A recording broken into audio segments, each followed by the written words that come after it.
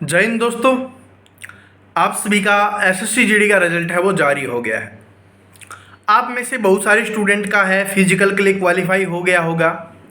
तो सबसे पहले तो उन सभी को कॉन्ग्रेचुलेसन। आप सभी को अपनी फिजिकल के लिए तैयारी स्टार्ट कर देनी है, ठीक है, ताकि आपको कोई प्रॉब्लम ना हो। ये मत समझना कि फिजिकल आसान है, आपका हो जाएगा।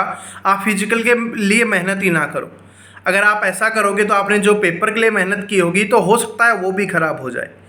तो अपनी फिजिकल के लिए मेहनत स्टार्ट कर देनी है और आप सभी को कॉन्ग्रेचुलेशन है, आपकी मेहनत है वो सफल हो रही है। देखिए, अब बात आती है कि जिन स्टूडेंट का नहीं हुआ, बहुत सारे स्टूडेंट पढ़ते हैं, उनमें से आप सभी जानते हो कि सभी का नहीं हो सकता। आपका नहीं हुआ है, आप उनमें से एक हो। अब ये बहुत सारी चीज़ें हैं इस समय दिमाग में आती हैं कि ये कर लें वो कर लें, पता नहीं होगा या नहीं होगा, मेरी किस्मत में नहीं है, या बहुत सारी चीज़ें आपके दिमाग में आती हैं कि मैं इसके लायक ही नहीं हूँ, मैं कर ही नहीं पाऊँगा, सभी ने सही बोला था, तेरे बस की बात नहीं है, और काम करना शुरू कर दे। बहुत सारी चीज़ें आपके दिमाग में आएंगी, बहुत सारी चीज़ें हो सकता है आपको सुनने के लिए मिले, घर वालों से, रिश्तेदारों से, दोस्तों से, आपके और भी बहुत सारे लोगों से आपको सुनने के लिए मिल सकती है। लेकिन देखिए, ये एक ऐसा समय है जिस समय आपको सही निर्णय लेना होगा। आप सभी जानते हो कि ये वैकेंसी तो चली गई अब, क्योंकि अगर नहीं हुआ तो ये वैकेंसी है, कम है ज़्यादा है उससे कोई फ़र्क नहीं पड़ता, ये आपके लिए चली गई है। तो अब आपको क्या होना चाहिए, अपना टारगेट जो अगली वैकेंसी है उसके लिए आपको बना लेना है। आप सभी इस बात को जानते हो कि इसी साल ये वैकेंसी आ रही है। 27 अगस्त से इसके ऑनलाइन फॉर्म शुरू हो रहे हैं और जनवरी फरवरी में उसका एग्ज़ाम होने वाला है। समय भी आपको उसमें अच्छा खासा मिलने वाला है। लेकिन ऐसा नहीं है कि आप ये आज ही लग जाओ, कि आप ही सोचने लग जाओ कि यार फिर मोटिवेशन नहीं मिल रहा, डिमोटिवेट हो रहे हो, नहीं पढ़ा जा रहा।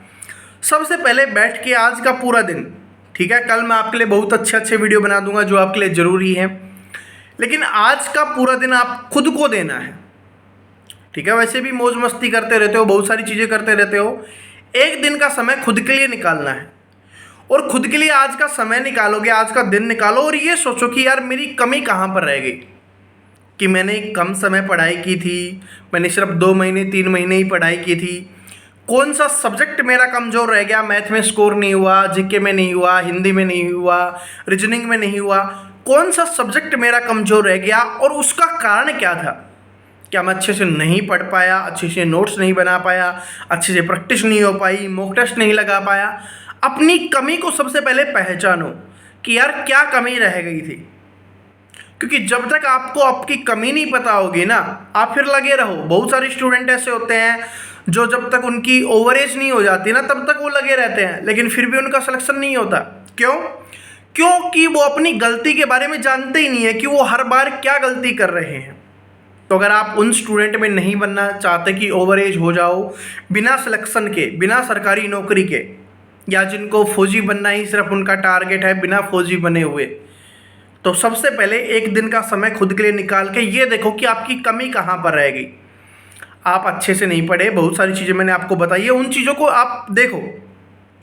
फिर क्या करना है, उन सभी को नोट कर लेना अपने को कि हाँ ये मेरी कमियाँ हैं, क्योंकि हमारा दिमाग है भूल जाते हैं, क्योंकि अभी तो इमोशंस हैं, इमोशनल है, ठीक है, थोड़ा सा डर लग रहा है, बहुत सारी चीज़ें हो रही हैं, घर वाले भी ताने दे रहे हैं, बोल रहे हैं, ठीक है, बहुत सारी चीज़ें आपको साथ हो रही होंगी, तो आप भूल जाओगे। 1-2 दिन के बाद जब ये चीज़ें नॉर्मल हो जाएंगी ना, घर वाले भी कितना ताना देंगे, 1-2 दिन के बाद देना बंद कर देंगे, तो फिर क्या है, आप भूल जाओगे। तो आपको क्या करना है, सबसे पहले इन सभी को नोट कर लेना है कि यार मेरी ये गलती रह गई थी, इस कारण से मैं स्कोर नहीं कर पाया, ये सब्जेक्ट मेरा कमज़ोर था, इसके पीछे का ये रीज़न था।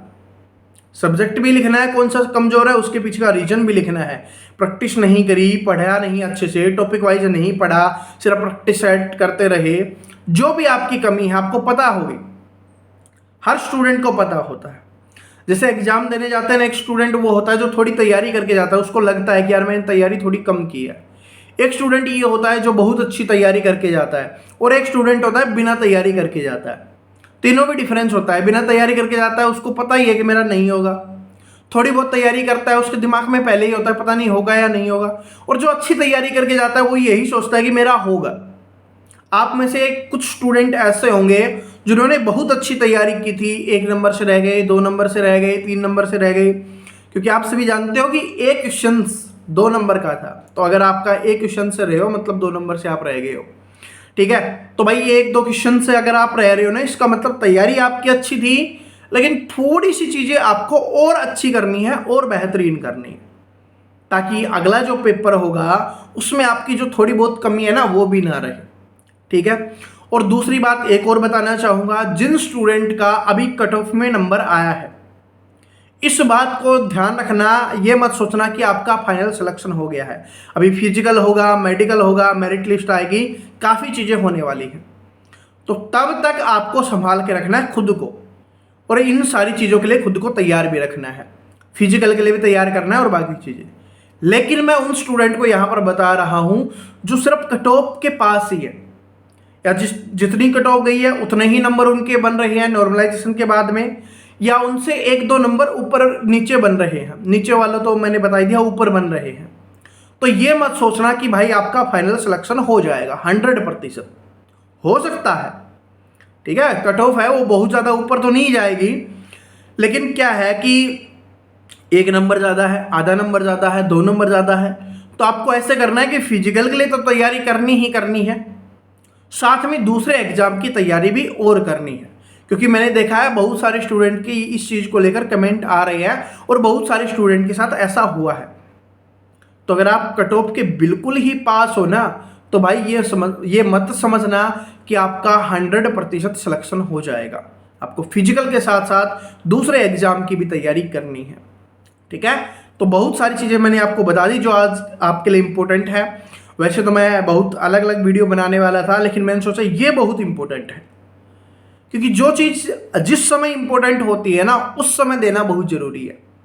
मुझे पता है कुछ स्टूडेंट को ये वीडियो नहीं समझ में आएगा कि इसके पीछे का रीज़न क्या है, तो वो फिर अगली बार देखते रहना कि हाँ अच्छा सर ने पिछली बार ही बोल दिया था ये चीज़, अच्छा इस बार करनी पड़ रही है।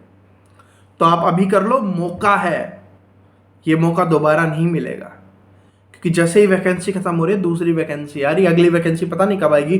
ये सोचो ये 2024 27 अगस्त को वैकेंसी आएगी ना, ये 2025 वाली है, तो 2025 वाली वैकेंसी नहीं आएगी, फिर 2026 वाली आएगी। वो कब आएगी उसके बारे में नहीं कह सकते, ठीक है, कभी भी आ सकती है, कितना भी समय लग सकता है। हो सकता है 2026 में जाके आए, हो सकता है 2025 के लास्ट में आए, या 26 के भी लास्ट में आए, कुछ नहीं कह सकते, ठीक है। सरकारी नौकरियों का हाल आप सभी जानते ही हो।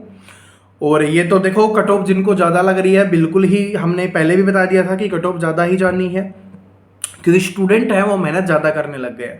अगर आप मेहनत ज़्यादा करोगे तो आप भी सफलता प्राप्त कर लोगे, और अगर ज़्यादा मेहनत नहीं करोगे तो भाई फिर नहीं हो पाएगा। कड़वी है बात, सच है, क्योंकि हर स्टेट में देखो, कोई भी लगभग ऐसा कोई स्टेट नहीं होगा 90+ तो सभी की गई है, ठीक है। तो बात समझ रहे हो, कट ऑफ है वो काफ़ी ज़्यादा बढ़ रही है। पहले 50, 60, 70 पे भी हो जाता था कुछ स्टेट में, लेकिन अब सभी की बढ़ रही है। और कल स्पेशली लेके आऊँगा उन स्टूडेंट के लिए। सबसे पहले तो हम यूपी, बिहार, हरियाणा, राजस्थान, एमपी वाले स्टूडेंट के लिए वीडियो लेके आएंगे, फिर बाकी स्टूडेंट के लिए भी लेके आएंगे। तो तब तक आप अपनी कमियों को देख लेना क्या कमी है। और भाई एसएससी जीडी 2025 के लिए तैयारी करना चाहते हो, अच्छी अच्छी इन्फॉर्मेशन चाहते हो, मैथ सीखना चाहते हो, रीजनिंग सीखना चाहते हो, तो आप चैनल को सब्सक्राइब जरूर कर लेना। इंपॉर्टेंट वीडियो भी मिलती रहेंगी और क्लासेज भी आपको मिलता रहे। Thank you.